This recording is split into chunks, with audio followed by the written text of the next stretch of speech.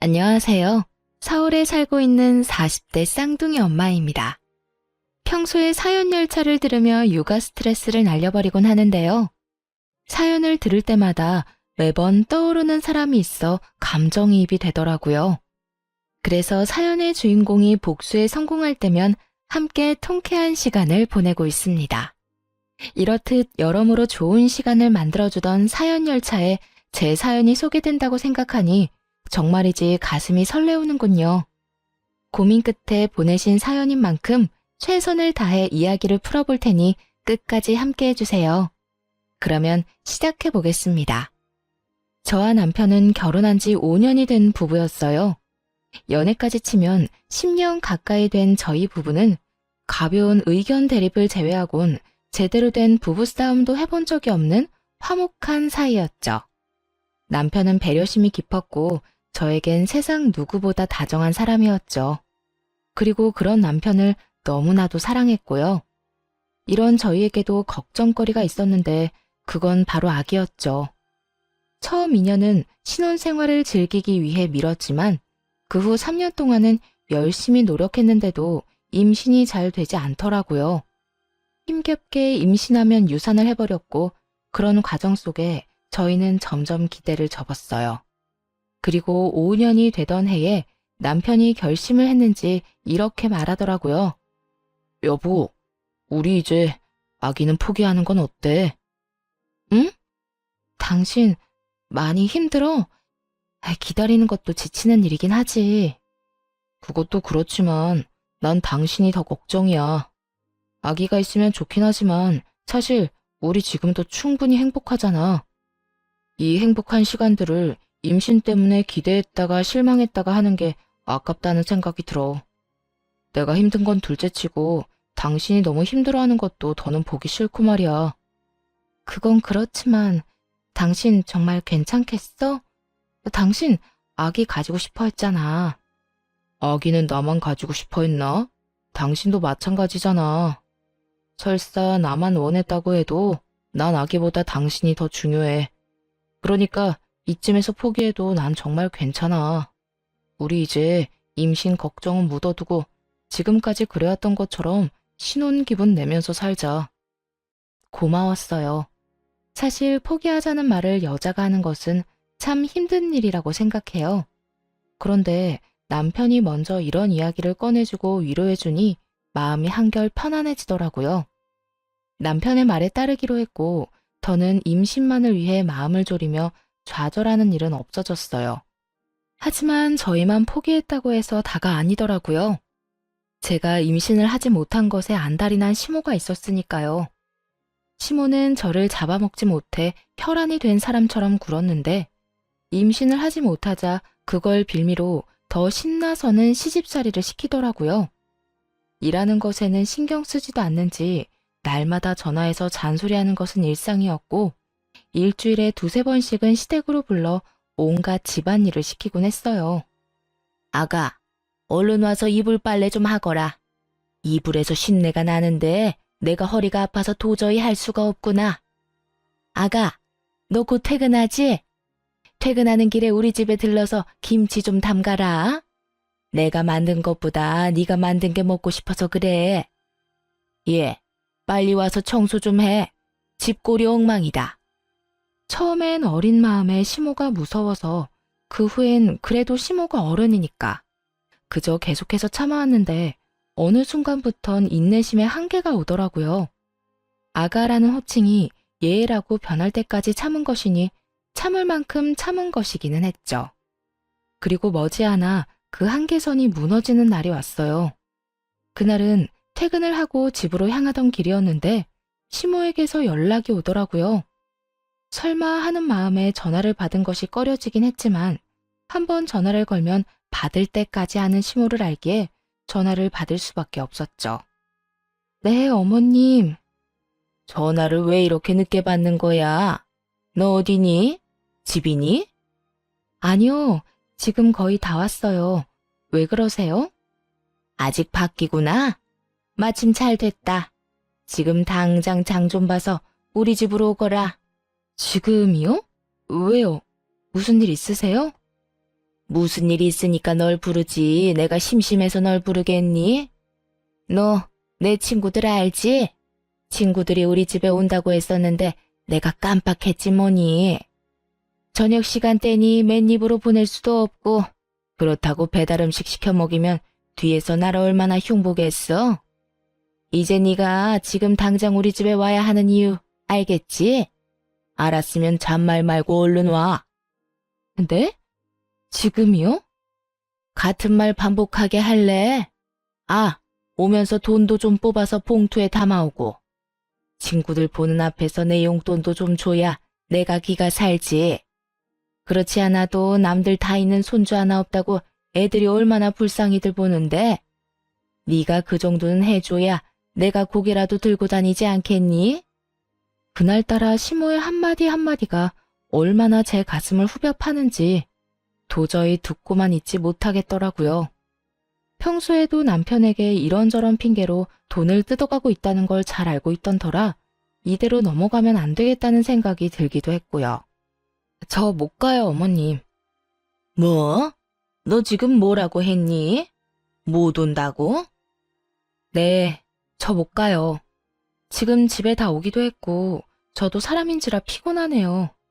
그리고 앞으로 이런 식으로 막무가내로 부르면 못 갈 예정이니 어머님도 그런 줄 아셨으면 하네요. 평소 시모에게 불만을 털어놓은 적이 있긴 했지만 이런 식으로 단호하게 말을 한 적은 처음이었어요. 전혀 예상치 못했던 반응이었는지 시모도 당황한 듯 말까지 더듬거리더군요. 그러면서도 어떻게 해서든 저의 길을 죽이려고 애쓰더라고요.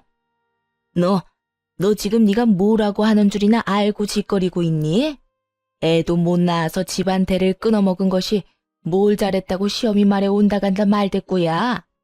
넌 그냥 내가 오라고 하면 오고 가라고 하면 가면 되는 거야. 어머님, 저 어머님 며느리지 어머님 종 아니에요. 그리고 애 하나 못 낳는다니요? 엄연히 따지면 그게 제 잘못도 아닌데 어머님은 왜 늘 그런 식으로 말하세요? 병원에서도 저희 둘 다 몸에 아무 이상 없다고 했고 저희도 이때까지 많이 노력한 거 누구보다 더 잘 아시잖아요. 그러니까 다신 그런 식으로 말씀하지도 말고 이런 식으로 저 부르지도 마세요. 그래? 그래서 네가 지금 아니 앞으로도 우리 집엔 안 오겠다 이 말이야? 네, 남편이랑 같이 가서 어머님 뵙는 목적으론 가겠지만 이런 식으로 어머님 댁 집안일이나 손님상 차리려고 가는 일은 없을 거예요. 그래? 그러면 그렇게 해. 대신 사람 불러서 집안일 시킬 테니 그 돈은 네가 주거라. 그걸 왜 제가 드려야 하나요? 그렇잖니. 네가 와서 하면 되는데 하기 싫다고 하니 어쩌겠어? 나는 집안일에 소질이 없고 그렇다고 더러운 곳에서 살 수는 없으니 사람이라도 불러야지. 그런데 나한테 돈이 어디 있니? 이 나이에 내가 돈을 버는 것도 아니고 이 모든 일이 너 때문에 일어난 일이니 그 값은 당연히 네가 치러야 하지 않겠어? 이게 도대체 무슨 말인지 뭐가 당연하다는 것인지 알 수가 없더라고요. 무슨 조선시대도 아니고 이런 사고방식의 시모가 이해가 되지도 않았고요. 아니요, 전혀 당연하지 않아요. 어머님 집안일을 제가 해야 한다는 법도 없고요. 설령 그렇다고 하더라도 그 돈을 제가 줘야 하는 의무도 없어요. 전 그렇게 직접 못하시겠으면 어머님 돈으로 하세요. 어머님 매달 아버님한테 꼬박꼬박 돈 받으시잖아요. 용돈 제외하고도 여러 명목으로 받고 있는 거 다 알고 있거든요. 지금 받아가시는 돈으로도 충분히 차고 넘칠 텐데 굳이 보태고 싶진 않네요. 처음 말을 꺼낼 때만 해도 전화를 들고 있는 손이 떨릴 만큼 무섭고 긴장됐는데 막상 입을 열기 시작하니 술술 잘도 나오더라고요. 그만큼 쌓였던 것이 많기도 했다는 뜻이겠죠. 이런 저와는 달리 시모는 자신의 뜻대로 되지 않자 화가 났는지 슬슬 언성을 높이며 막말을 하기 시작하더라고요. 그렇지 않아도 막말을 잘하는 시모인데 화가 나니 욕까지 해대며 고함을 지르더군요. 야, 너 진짜 그딴 식으로 나올 거야? 내가 너 가만둘 줄 알아? 내가 지금 당장 가서 네 머리채라도 잡고 끌고 와야 정신을 차릴래? 좋은 말로 할 때 얼른 와서 네 할 일 해. 마음대로 하세요. 어머님이 뭐라고 하든 그 일은 제 일이 아니니 절대로 못 가요. 야, 야, 야!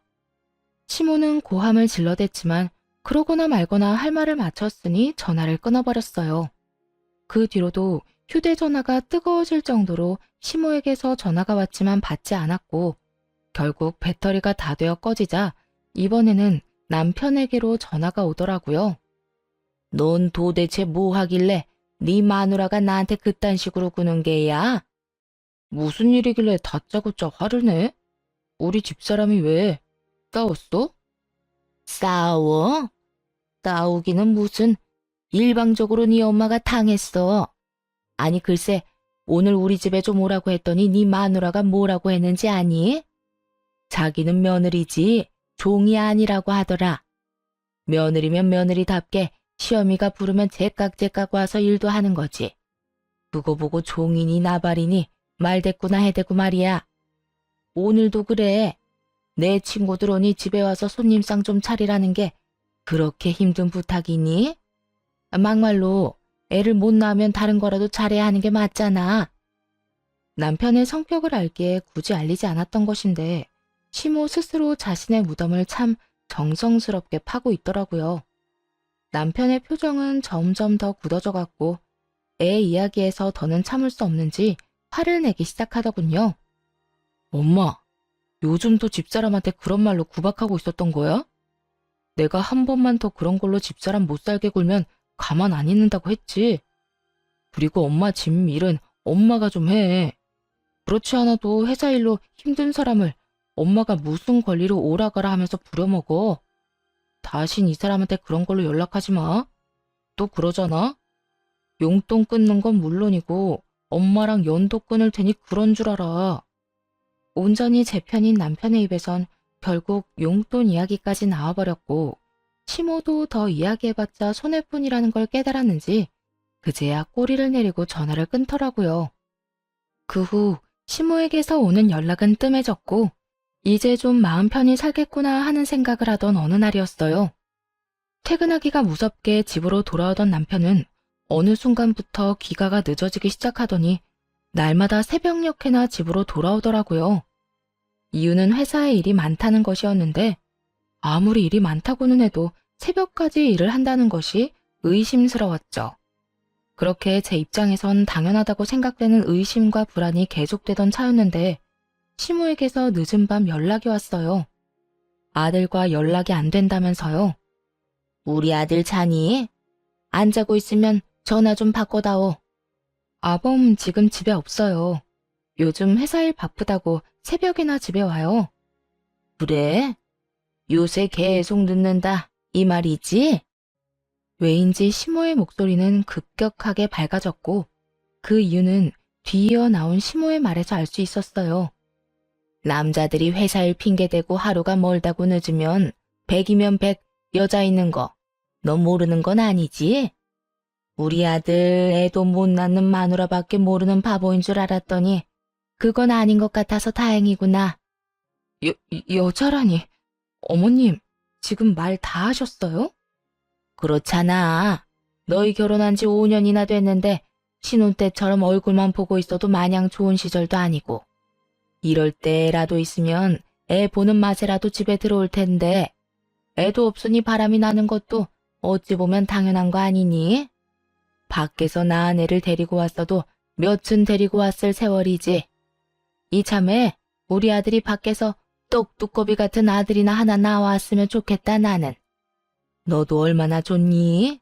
임신 때문에 스트레스 받을 일 없이 키우기만 하면 되니 말이다. 지 아들이 불륜을 저지르고 있을지도 모른다는 상상에 목소리가 한껏 들떠있는데 화가 나는 건 물론이고 어이가 없더라고요. 어머님, 그걸 지금 말이라고 하세요? 아무리 제가 싫다고 해도 그런 말은 하는 게 아니죠. 어떻게 시어머니가 며느리한테 그런 말을 해요? 그리고 제 남편이자 어머님 아들 그런 짓거리 하고 돌아다닐 사람 아니란 거 모르세요? 다신 그런 말 하지도 마세요. 아범 오면 나중에 연락하라고 할 테니 저한테 전화도 하지 마시고요. 시모와의 전화를 끊어버리고도 도저히 집에 있을 수가 없더라고요. 시모의 말처럼 남편이 외도를 하고 있다고 생각하는 것은 아니었지만 정말 일을 하는 건 맞는지 제 두 눈으로 확인해야만 할 것 같았어요. 그래서 남편의 회사로 향했고 문이 잠긴 회사 앞에서 희망은 무너졌습니다. 남편은 거짓말을 하고 있었고 집으로 돌아와 여러 가지 생각에 눈물이 나더라고요. 그럴 리가 없다고 남편을 믿으면서도 시모의 말이 귓가에 맴돌았고 굳건히 잠긴 회사 문이 떠올라 복잡한 마음이었어요. 그렇게 울고 있는데 남편이 잔뜩 지친 모습으로 들어오더라고요. 아직 안 잤어? 먼저 자고 뭐야? 당신 울어? 왜 울어? 무슨 일 있어? 무슨 일은 당신이 있겠지? 당신 도대체 요즘 뭐 하고 다니는 거야? 어? 나 일이 바쁘다고 그랬잖아. 일? 아까 당신 회사 다녀왔거든? 불도 다 꺼지고 문도 다 잠겨 있던데 일은 무슨 일이야? 나한테 왜 거짓말하는 건데? 당신 진짜 어머님 말대로 다른 여자라도 생긴 거야? 뭐? 여자? 그래, 여자. 어머님이 그러더라. 내가 애 하나 못 낳아서 당신이 밖으로 눈 돌리는 거라고. 정말 당신 다른 여자라도 생긴 거야? 그런 거야? 쉼없이 몰아세우자 남편은 깊은 한숨을 내쉬더라고요. 그 상황이 너무나도 곤란하다는 듯 말이에요. 그런 남편의 반응에 마음의 준비를 하며 대답을 기다렸고 한참을 고민하던 남편의 입에서 나온 말은 전혀 예상치도 못한 내용이었어요. 그게 일은 한 게 맞는데 회사 일이 아니라 술집 아르바이트를 하고 있었어. 아르바이트? 당신이 왜 아르바이트를 해? 혹시 회사 잘렸어? 아니, 나 사실은 요즘 투잡하고 있어. 그게 당신 출퇴근할 때마다 버스 지하철 갈아타느라 많이 힘들어하잖아. 그래서 차 사주려고 돈 모으고 있었는데 하루라도 더 빨리 사주고 싶어서 퇴근하고 할 수 있는 아르바이트를 하고 있었어. 당신한테 사실대로 말하면 반대할 게 뻔해서 거짓말했던 거야. 미안해, 당신 속여서. 남편은 평소 버스와 지하철을 환승하며 힘들게 출퇴근을 하는 저를 위해 차를 사주고 싶다며 회사 일을 마치고 술집 아르바이트를 하고 있었다고 하더군요. 남편의 말을 듣고 나서야 눈에 보였어요. 충혈된 눈과 상의에 튄 국물 자국들, 그리고 피곤함에 찌든 얼굴이 말이에요. 끝까지 믿어주지 못했다는 미안함과 이토록 나를 사랑해주는 사람이 있다는 것에 대한 고마움, 여러 가지 감정이 복받쳐 계속 눈물이 나더라고요. 그런 저를 안고 남편은 어쩔 줄 몰라 하며 미안하다는 말만 반복했고요. 여보, 의심해서 미안해. 당신이 그럴 리가 없다고 생각하면서도 상황이 그러니까 당신이 바람 피우고 있을지도 모른다고 생각했어. 정말 미안해. 아니야. 내가 진작 당신한테 사실대로 말했으면 그런 생각할 일도 없었을 텐데 내가 미안해. 아니야. 내가 미안. 그런데 일은 앞으로 하지 마. 꼴이 이게 뭐야? 회사 일도 충분히 힘들 텐데 퇴근하고 제대로 쉬지도 못해서 엉망이잖아. 나 차 필요 없어. 지금도 전혀 힘들지도 않고 말이야. 그렇지 않아도 생각했던 돈 거의 다 모아서 이번 주까지만 한다고 했어. 꽤 오래 모았거든. 그런데 여보, 아까 그 말은 무슨 말이야? 엄마가 당신한테 했다는 말 말이야. 남편은 그 와중에도 그 말이 마음에 걸렸는지 집요하게 물어오더라고요. 모자지라는 꼴처럼 되자 말하지 말까 하는 고민을 하기도 했지만 혼자 품고 지나가기엔 시모가 선을 넘은 건 확실했기에 모든 걸 말하기로 했어요. 시모와의 전화통화가 녹음된 것까지 들려줬죠. 두 눈을 꾹 감고 녹음 파일을 반복해 듣던 남편은 무언가 결심한 듯 감은 눈을 뜨고는 저를 데리고 시댁으로 향했어요. 새벽 3시가 다 되어가는 시간이었죠. 신부는 자고 있을 것이 뻔했고 남편은 걷잡을 수 없이 화가 많이 난 상태였고요. 무슨 일이 일어날 것이 분명한 상황이라 남편을 말려봤지만 소용없었죠. 결국 그렇게 시댁에 도착했고 당연히 자고 있을 거라 생각했던 시모는 어쩐 일인지 웃으며 저희를 반겨주더라고요. 직접 보고 들으면서도 도저히 믿어지지 않는 말을 하면서요. 왔니? 그렇지 않아도 올 것 같아서 기다리고 있었어. 많이 싸웠니? 그래서 이혼이라도 하겠다는 말 하려고 온 거야? 어머, 혹시 내가 말한 대로 다른 여자가 우리 아들 애라도 가졌다니? 들뜬 목소리로 말도 안 되는 말을 해대는 시모를 보며 저보다는 남편이 더 큰 분노를 느끼는 듯 했어요. 제 손을 꽉 잡은 손이 떨리고 있었거든요. 엄마, 그게 무슨 말이야? 어떻게 친엄마라는 사람이 그런 말을 웃으면서 그런 목소리를 할 수가 있어? 나 결혼한 유부남인 거 몰라? 뻔히 아는 사람이 다른 여자한테 내 애가 있냐는 말을 그렇게 아무렇지도 않게 할 수가 있느냐고. 그것도 이 사람이 여기 이렇게 있는데. 아니면 아닌 거지. 왜 화를 내고 그래? 내가 뭘 그렇게까지 잘못했다고? 엄마가 무슨 잘못을 했는지 모른다는 게 제일 큰 잘못인 거 몰라? 엄마가 이 사람한테 그런 말하면 이 사람 상처받아. 이 사람 가슴에 대못 박는 거라고. 엄마는 우리가 이혼이라도 하길 바라는 거야? 정말 그런 거야? 이혼까지는 아니더라도 밖에서 애는 나와왔으면 했지. 사진 멀쩡한 우리 아들이 애 하나 못 낳아서 마음고생을 그리도 하는데 내가 그런 마음이 안 생기겠냐고. 나라고 오죽했으면 그렇겠어? 힘들어도 우리가 더 힘들고 아기를 원해도 우리가 더 원해. 그러니까 엄마까지 낮아서 그런 말로 집사람 상처 주지 마. 그리고 나 밖에서 여자 만나고 돌아다닌 거 아니고 일했던 거야. 이 사람 출퇴근하느라 고생하는 게 싫어서 차라도 한 대 사줄까 해서 회사 끝나고 아르바이트 했던 거라고. 그러니까 다신 그런 생각도 하지 말고 입에도 올리지 마. 남편의 잔소리가 이어지자 귓등으로 듣지 않던 시모는 돈 이야기가 나오기 시작하자 눈을 반짝이며 남편을 바라보기 시작했어요. 평소 시모가 돈 타령에는 도가 텄다는 걸 익히 잘 알고 있긴 했지만 그날은 정말 대단하다는 생각이 들 정도로 상식 밖의 논리를 내세우며 돈 타령을 시작하더군요. 잠시만. 그러니까 바람을 피우고 돌아다닌 게 아니라 네 집사람 차 사주려고 다른 일을 하고 있었다. 이 말이야? 그래. 3천만 원 정도 모아서 이제 그만두려고 했었는데 엄마가 괜한 소리 하는 바람에 다 망쳤다고. 하여튼 앞으로는 나하고 이 사람 사이 이간질하는 짓 좀 하지 마. 이게 뭐야? 이 새벽에. 너 진짜 미쳤니? 그 많은 돈을 왜 전현한테 쓰는 거야?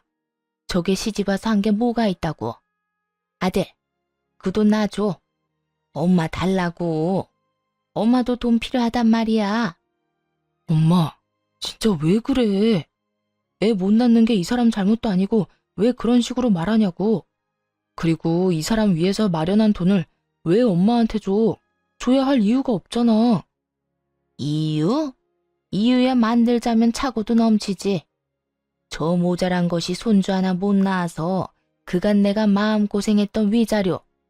그 위자료로 3천만 원 정도 줄 수 있잖아. 아들, 나 네 엄마야 친엄마. 10살 때부터 너 혼자 키우면서 고생이란 고생은 다 했는데 그런 엄마는 안 챙기고 저딴 부족한 년만 챙기는 게 말이 되니? 그러니까 그 3천만 원은 날 줘야 한다고. 손주를 못 안겨줬다는 이유로 위자료를 요구하는 시모 어떻게 생각하시나요? 이 말을 듣는데 머리가 멍해지면서 헛웃음도 나지 않더라고요. 뭐 이런 사람이 다 있나 싶어서요. 남편 역시 입을 벌리고 그저 시모를 바라만 보더군요. 지금 무슨 말을 들은 건가 싶은 표정으로 말이죠. 저희 둘 다 아무 말도 하지 않고 있자 시모는 본인의 말이 통했다고 생각했는지 미소를 머금은 얼굴로 이렇게 말했어요. 왜? 내 말을 들어보니 일리가 있는 것 같아? 아들, 너 그 돈 나 안 주고 네 마누라 주면 후회한다. 말이야 바른 말이라고 쟤랑 너랑 피 한 방울 안 섞인 남남인데 언제 어떻게 이혼할 줄 알고 그런 돈을 주니? 너희 사이에 애라도 있으면 몰라. 애도 없는데. 제가 네 돈만 받아먹고 홀라당 도망가면 어쩌려고. 돈 3천만 원이 뭐라고. 시모는 저를 돈 몇 푼 때문에 가족을 버리고 도망이나 치는 사람으로 만들어버리더군요. 그게 무슨 헛소리냐고 당장이라도 따져 묻고 싶었지만 그러기도 전이었어요. 남편이 앞서서 더 큰 화를 내며 시모를 몰아붙이기 시작했죠. 엄마, 제발 그만 좀 해. 내가 여기 오면서도 엄마 얼굴 보면서도 계속 고민했는데 방금 엄마 말 들으니까 결심이 섰어.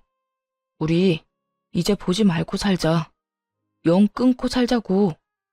무슨 사단이 나도 크게 나겠다 싶긴 했지만 연을 끊자는 말까지 나올 거라곤 생각지도 못했어요. 부모와 자식 간은 천륜이라는데 그 천륜을 끊는다는 것이 말처럼 쉬운 일은 아니니까요. 하지만 남편의 뜻은 완고해 보였고 시모 역시 그 완고함을 눈치챈 듯 급하게 남편을 달래보려 애쓰더군요.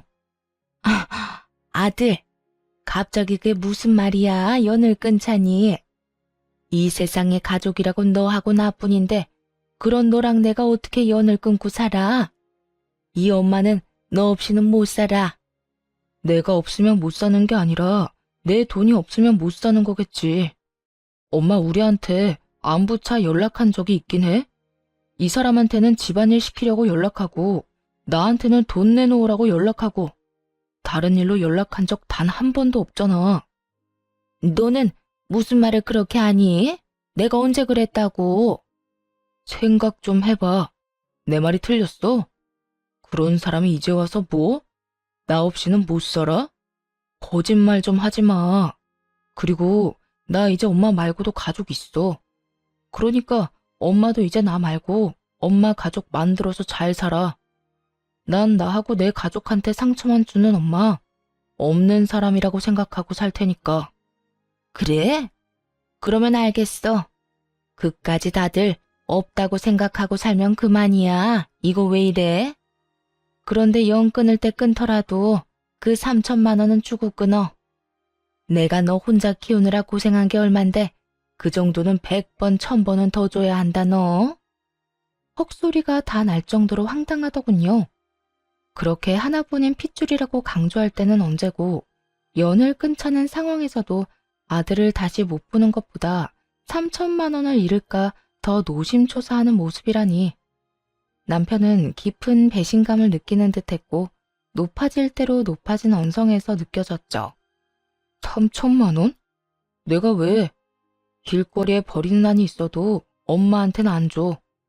키워준 값은 20살 이후부터 번 돈으로 다 갚았고 우리 사이에 돈이 오가야 한다면 엄마가 집사람 불러다가 부려먹은 값이랑 집사람 가슴에 못 박은 위자료를 줘야 할 건데 그렇게까지 한번 해볼까?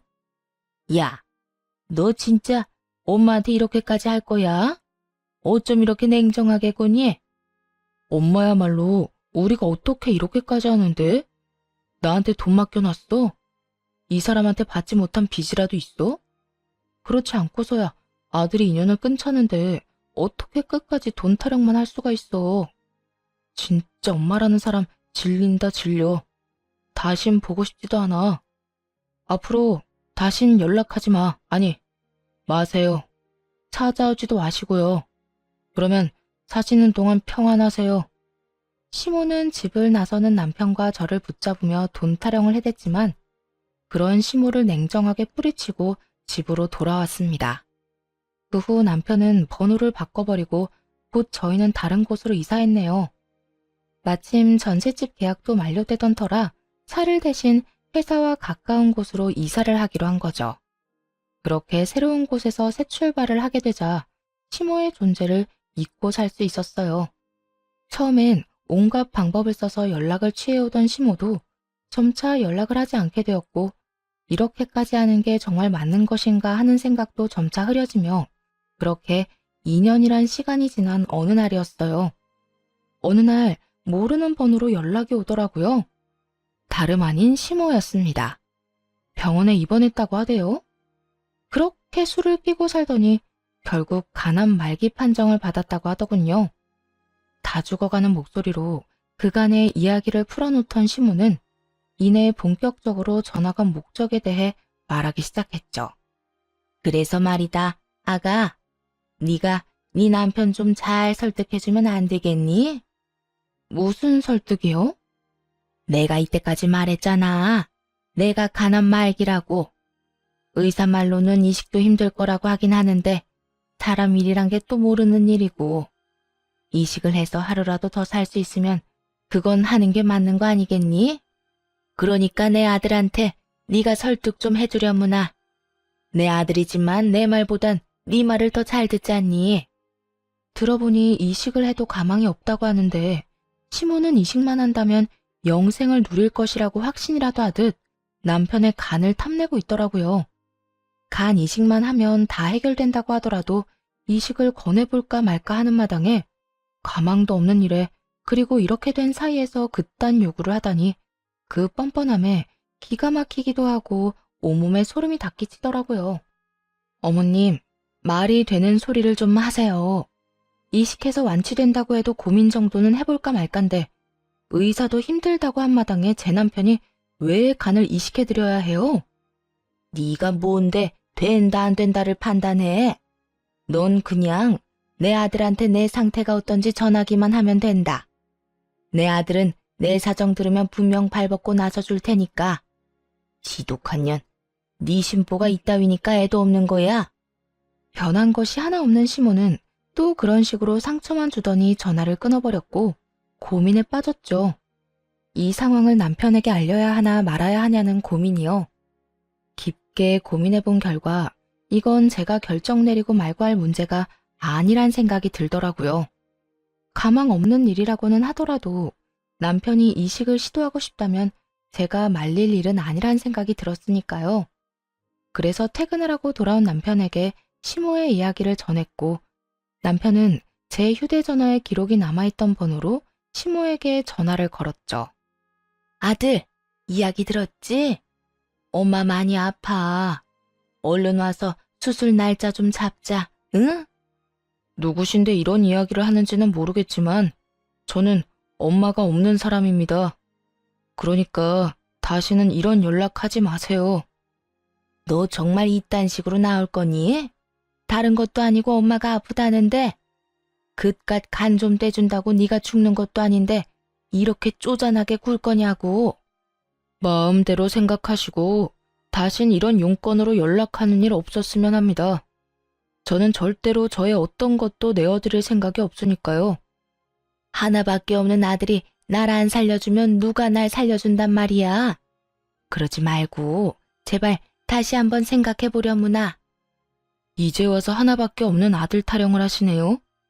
2년 전 영 끊자고 말씀드렸을 땐 아들은 안중에도 없고 돈만 챙기려 드시더니 어쨌든 전 그때 그 자리에서 엄마는 없는 사람이라 생각하며 살기로 했습니다. 남편은 전화를 끊어버렸고 시모는 작전을 바꾸어 저를 설득하기 시작했어요.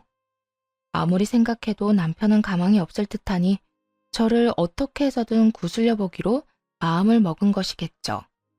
아가, 나 정말 이러다 죽을 수도 있어.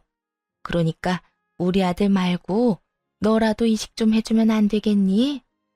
지난 일은 다 흘려보내고 우린 현재를 살아야 하잖니. 그러니 너도 마음 한번 넓게 써보거라. 응? 시모는 저를 설득하려는 그 순간에도 미안했다는 말 한마디 없더라고요. 그저 어떻게 해서든 동정심을 자극해서 목적을 이루고자 하는 욕망만 드러낼 뿐이었죠. 어떻게 해서든 이식이라도 받고 싶은 심정은 잘 알겠는데요. 그렇게 간절하면 적어도 저희한테 사과 한마디라도 해야 하는 거 아니에요? 사과? 내가 뭘 그렇게 잘못했다고? 너나 네 남편이나 이렇게까지 구는지 도무지 난 이해가 되지 않는구나. 아, 그러니까 어머님은 여전히 저희한테 조금의 잘못도 하지 않았다고 생각하는 거네요.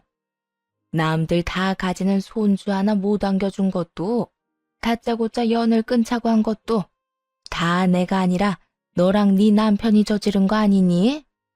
그런데 왜 내가 너희한테 사과를 해야 하니? 지금도 그래. 부모가 아프면 자식이 되어서 뭐든 해줘야 하는 게 마땅한 거 아니니? 그러니까 더 큰 죄 짓고 후회하지 말고 당장 와서 이식 날짜나 잡아. 이런 생각이 들더라고요. 만약 시모가 저에게 조금만 다정스럽게 대해줬다면, 남편이 돈줄이 아니라 그저 사랑하는 아들로 대해줬다면 망설이지 않고 이식쯤이야 해드렸을 텐데 라고 말이에요.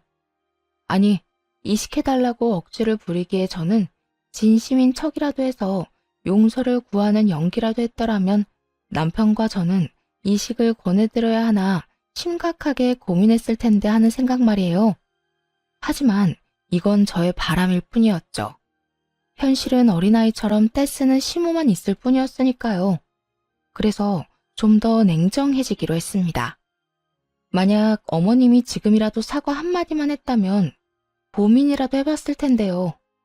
지금 어머님 하는 행동 보니 안타깝게도 저는 전혀 죄라고 생각하지도 않을 거고 후회할 것 같지도 않네요. 그러니까 더는 쓸데없는 일에 힘쏟지 마시고 다른 방법 찾아보세요. 야, 너 진짜 이딴 식으로 나올 거야? 에휴, 너희가 싫다니까 어쩔 수 없지 뭐. 내가 더는 이식 이야기는 꺼내지 않으마. 그 대신 그때 그 3천만 원 지금이라도 나 다오. 몸이 아프니 돈 나가는 데가 한두 군데가 아니야. 그러니까 그 돈이라도 내놓으려무나. 정말 대단한 사람 아닌가요? 이런 순간에도 돈 타령을 할 수 있는지 정말 탄성마저 나오더라고요. 2년 전에 3천만 원에 아직까지 미련이 있다는 사실도 대단하다 싶었고, 암 진단을 받고 나온 보험금만 해도 꽤 될 텐데 그 돈은 어쩌고 돈 타령인가 싶기도 했어요. 시모가 또다시 막무가내로 우겨대니 제 정신조차 피폐해지기 시작하더라고요. 말이 통하지도 않았고 자기 말만 해대며 언성을 높여대는 시모와 더는 대화하고 싶지도 않았고요. 도돌이표 같은 이 상황, 저만 지긋지긋한가요? 그만 좀 하세요, 제발. 그 돈은 이미 다 쓰고 없고 있다고 해도 어머님께 드리는 일은 없을 거예요. 저희요, 어머님이 돈 내놓으라고 우기면 돈 내놓는 기계 아니라고요. 그러니까 제발 지금처럼 모르는 사람인 양 살아요. 부탁이에요. 그렇게 마지막 통화를 끝냈는데 마냥 후련하지만은 않더라고요. 아무리 믿다고는 해도 몸이 좋지 않다고 하니 신경이 쓰이는 건 어쩔 수 없는 노릇이었어요. 남편 역시 마음이 편치만은 않아 보이더라고요. 늦은 밤 남편은 홀로 거실에 나가 한숨을 쉬기도 했고 어느 날은 술에 취해 들어와 속내를 내비치기도 했어요. 사실은 나 너무 속상하기도 하고 슬프기도 하다. 당연히 도와주고 싶은 마음이 있기도 한데 마지막까지 돈 타령만 하던 엄마 모습이 뇌리에서 떠나지 않아. 그래서 너무 힘들고 너무 배신감이 들어. 괜찮아. 다 괜찮을 거야. 그러니까 너무 죄책감 가지지 마. 너무 힘들어하지도 말고. 난 당신 이해해. 나 역시 당신 입장이었다면 그랬을 거야.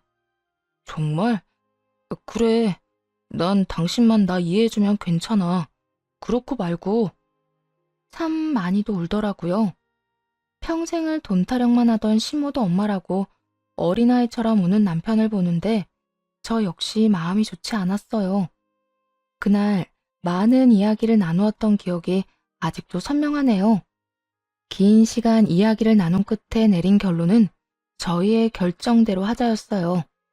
이식한다고 한들 가망이 없는 상태였고 강경화 때도 술을 끊지 못해 이 지경까지 온 시모가 이식이 성공해서 몇 달의 시간이라도 번다고 한들 또 술을 먹을 것이 분명했기 때문이었어요. 그렇게 저흰 다시 한번 마음을 다잡았고 일상으로 돌아와 잘 살아보려 애쓰고 있었죠. 그러던 어느 날 시부라는 사람이 찾아왔어요. 모든 걸 포기한 시모가 헤어진 지 오래인 시부에게 자신의 처지를 알리며 도움을 청한 듯 했죠. 잘 지냈니? 네, 잘 지내셨어요? 난 뭐 그런 대로 지냈다. 참 이상하더군요. 아무리 오래전에 헤어져 어색하다고 한들 저렇게 서로의 눈치를 살필 필요가 있나 하는 생각에서요. 거기에다 닮은 구석이 하나 없다는 점도 이상했어요.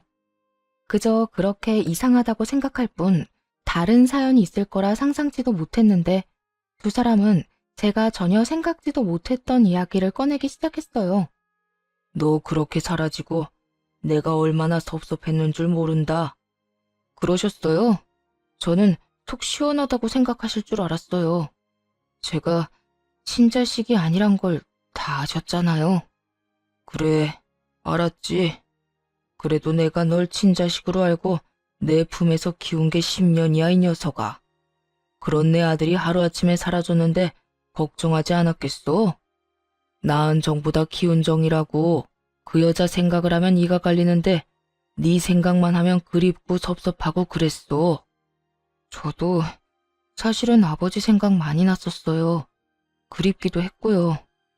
들어보니 시모는 시부에게 남편이 시부의 자식이라 속이곤 결혼을 했었다고 하더군요. 그렇게 남편과 시부를 속이고 10년을 지내다 우연찮게 그 사실을 들키게 되었고, 시모는 남편을 데리고 야반 도주를 해버렸던 것이었죠. 시부는 현재 재혼을 해 다른 분과 살고는 있지만 슬아의 자식은 없었으며 여전히 남편을 그리워하고 있다며 눈물을 훔치셨어요. 남편 또한 그런 시부의 사랑에 눈물을 흘렸고요. 이야기 들어보니 네 엄마 많이 아프다고 하던데 넌 괜찮니? 날 찾자마자 네 엄마가 다짜고짜 너랑 네 집사람 욕을 얼마나 하는지 네 걱정이 돼서 널 찾지 않을 수가 없었다. 가망도 없는 일에 괜히 네 몸이나 축내는 결정을 내릴까 봐서 말이다. 어떻게 된 사람이 세월이 그렇게나 흘렀는데도 욕심이 그렇게도 흘러넘치는지. 정말 그때 네가 아니었다면 진작 이혼했었을 게야. 그러셨어요? 그렇지 않아도 엄마 때문에 정신없긴 했었어요. 이식 때문에 고민도 많이 하긴 했는데 하지 않기로 했고 그렇게 말도 전했고요. 그래, 잘했다 잘했어. 내가 병원에 알아봤는데 병원에서는 안 된다고 했는데도 네 엄마 욕심에 너를 그렇게 못살게 굴었다고 하더구나. 병원 가보니 몰래 술까지 사다 먹었는지 술 냄새가 얼마나 나는지. 하여튼 너만 건강하고 너만 괜찮다면 됐어. 시부는 혹시라도 남편이 이식을 해주는 멍청한 결정을 내렸을까 싶어 단숨에 남편을 찾아왔다고 하시더라고요. 남편의 말을 들은 시부는 안도의 한숨을 내쉬며 다시금 남편의 손을 꽉 잡아주셨어요.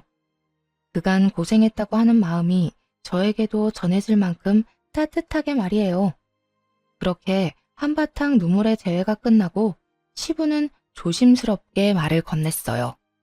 아들아, 아까 말했다시피 집사람 자궁에 문제가 있어서 여생을 집사람과 나 이렇게 둘만 살았단다. 그래서 우린 지금이라도 멋진 아들이 필요한데 너만 괜찮다면 다시 내 아들로 살아주지 않겠니? 아버지, 네, 그렇게 할게요. 감사해요. 이 녀석, 어릴 때도 눈물이 많더니 지금도 눈물이 많구나. 남편은 시부의 품에 안겨 펑펑 울기 시작했고, 그런 남편을 시부는 꼭 안아주었어요. 평생 부모 사랑을 제대로 받지 못하고 자란 남편이 드디어 제대로 된 부모의 사랑을 받게 될 순간이었죠. 새롭게 만나게 된 시모는 참 따뜻하고 인성이 착한 사람이었어요. 생판 남인 남편과 저를 오래전부터 자식으로 품은 사람처럼 따뜻하게 맞아주시더라고요. 그 덕에 남편과 저는 지난 세월을 위로받는 시간을 보내기도 했답니다. 그 후 얼마 지나지 않아 전 시모가 하늘나라로 떠났다는 말을 들었어요. 시부가 예정을 생각해서 병원비도 결제해주고 다른 금전적인 부분도 도와줬지만 2달 만에 급성 폐혈증으로 돌아가시게 된 거죠. 사망보험금이 있었는데 그건 남편에게 상속되었어요. 그 돈으로 좋은 묘자리도 마련하고 가시는 길 섭섭하지 않게 잘 보내드렸네요. 그렇게 죽은 시모가 기억 속에서 잊혀질 때쯤 시부가 큰 돈을 주시더라고요. 아버님, 이게 무슨 돈이에요? 갑자기 돈을 왜 주세요? 그게 너희 지금이라도 임신 다시 시도해보는 건 어떨까 해서 말이야. 시험관 하는데 돈이 많이 든다고들 해서 미리 이렇게 준비해봤다. 시험관이요? 그래, 너희 아직 나이도 젊은데 이렇게 포기하는 거 너무 아깝지 않니? 애를 싫어하는 애들도 아니고 계속 시도하다가 포기한 거라며. 그땐 여러모로 마음이 편한 상황이 아니었으니 힘들었겠지만 지금은 마음도 편하고 스트레스 받는 일도 없으니 다시 시도해보는 것도 괜찮을 것 같은데 어떠니? 시부의 말을 듣고 보니 일리가 있다 싶더라고요. 임신을 열심히 도전하던 그땐 전 시모의 시집살이 때문에 스트레스가 이만저만이 아니었거든요. 하지만 이 당시에는 이렇게 마음 편히 지냈던 적이 있었나 하는 생각이 들 정도로 몸도 마음도 건강한 상태였으니까요. 시부의 말대로 다시 시험관을 도전했고 바로 쌍둥이를 임신하게 되었어요. 기적처럼 임신에 성공을 하고 난 후에도 걱정은 많았어요. 또 유산의 아픔을 겪을까 봐요. 하지만 그렇게 기쁨과 걱정의 9달이 지나고 지금은 출산을 앞두고 있네요. 노산에다가 쌍둥이라 이것저것 검사할 것도 많고 몸이 무거워 힘든 점도 많았지만 곧 태어날 아가들을 생각하면 입가에 미소가 절로 피어나네요. 저뿐만 아니라 남편과 시부모님들도 늘 웃음꽃이 피어 있고요. 사실 전 시모와 연을 끊을 때까지만 해도 이런 가정을 꾸리고 살게 될 거란 생각도 하지 못했었어요. 남편과 둘만 사는 생활에 불만이 있었던 건 아니었지만 부모님을 모시고 다니는 가족들을 보면 부러운 마음이 생기기도 했거든요. 그랬는데 새로운 시부모님이 나타났고 그런 시부모님의 권유로 저희에게 곧 있으면 쌍둥이까지 생긴다니. 사연을 쓰는 지금 행복함에 벅차 눈물이 나면서도 전 시모의 생각에 씁쓸해지는 건 어쩔 수가 없네요. 어느 날은 남편과 전 시모 이야기를 나눈 적이 있어요. 아무리 연을 끊어버렸다고 한들 생각이 나서요. 여보, 어머님 보고 싶진 않아? 엄마? 살아계셨다면 아직까지 원망했을 것 같은데 그렇게 가시고 나니까 보고 싶을 때도 있긴 하네. 사실 나도 그렇게나 미웠는데 참 이상해. 그런데 여보, 나 그런 생각 가끔 한다. 그때 내가 아기도 빨리 가지고 출산까지 무사히 했으면 어머님이 날 좀 예뻐해 줬을까? 그랬으면 이날까지 어머님도 함께이지 않았을까 하는 생각. 당신은 그런 생각 안 해? 이 말에 한참을 망설이던 남편은 허공을 응시하며 이렇게 말하더라고요. 나도 그런 생각하기는 해. 그런데 몇 번을 생각해도 우리 엄마는 출산과 상관없이 변함없이 똑같은 모습이었을 거란 결론이 나더라고. 내가 오랜 세월 다 겪어봤잖아. 그러니까 당신도 괜한 죄책감 가지지 말고 그저 돌아가신 분 미워하는 마음 없이 가끔 떠오르면 생각하고 그땐 그랬었지 하고 웃어 넘겨버리자. 알겠지? 그래, 알겠어. 남편과 저는 마주보며 웃었고 그날 비로소 전 시모를 완전히 용서하고 제대로 보내드렸던 것 같네요. 그 덕인지 요즘엔 전 시모 이야기가 나와도 웃어 넘길 만큼 여유가 생겼고요. 처음 이 사연을 쓸 때까지만 해도 고민이 참 많았는데 말이에요. 다른 사연처럼 이혼 사연이 아닌 절연 사연이라 더욱 고민스러웠던 것 같아요. 그럼에도 사연을 쓰게 된 이유는 저희 가정처럼 상식에서 벗어난 시부모님의 행동 때문에 고통받는 분들이 많더라고요.